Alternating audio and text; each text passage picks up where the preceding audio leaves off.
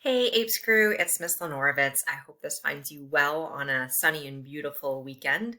And in case you're checking your email or looking in Google Classroom, I wanted to just give you an orientation to another resource that you have in case you wanted additional practice as you're getting ready for your college board exam this coming Tuesday, May 3rd.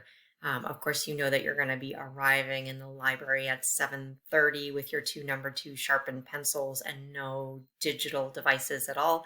But as you're getting ready for that, if you want to, I've made a couple of things available for you in AP Classroom.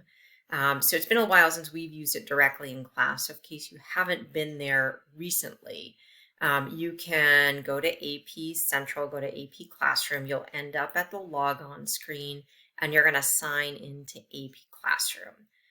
And once you get there, you're going to want to navigate to our AP Environmental Science class. Once you get into our class, there are a couple of different ways to navigate around, but if you find your way over on the left-hand side to My Assignments, you'll see the option to choose between active, upcoming, and completed. And if you go under active right now, you should see near the top here 2 resources that are available for you that are new, as well as several different video links.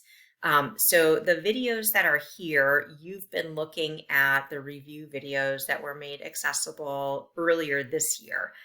There have been some more recent releases to those. So if you haven't seen those previous ones, these ones could be helpful as well. One of them is an overview of just strategies for how to approach multiple choice questions. So if you want some additional coaching from folks who actually do a lot of the grading of the AP exams, and specifically teach AP Environmental Science in addition to what I shared with you, this could be really helpful.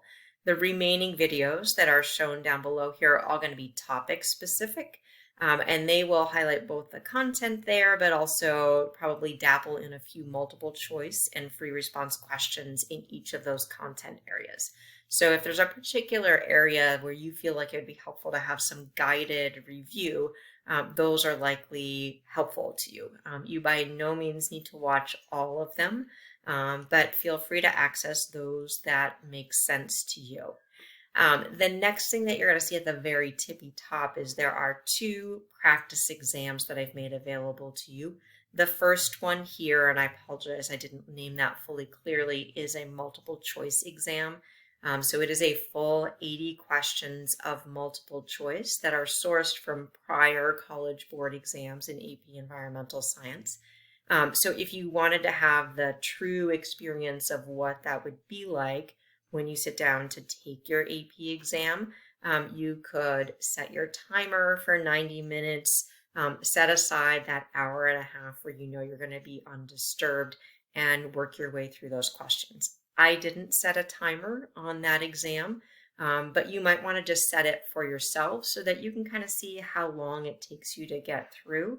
And then that will give you some information about your own pacing and how you might want to shift or adjust things as you get to the exam day itself. The second thing that I made available for you is a practice FRQ exam. This is going to take you through, so you would want to set your timer for 70 minutes, which is what you would have on the AP exam. And I believe there are 3 FRQ questions in there.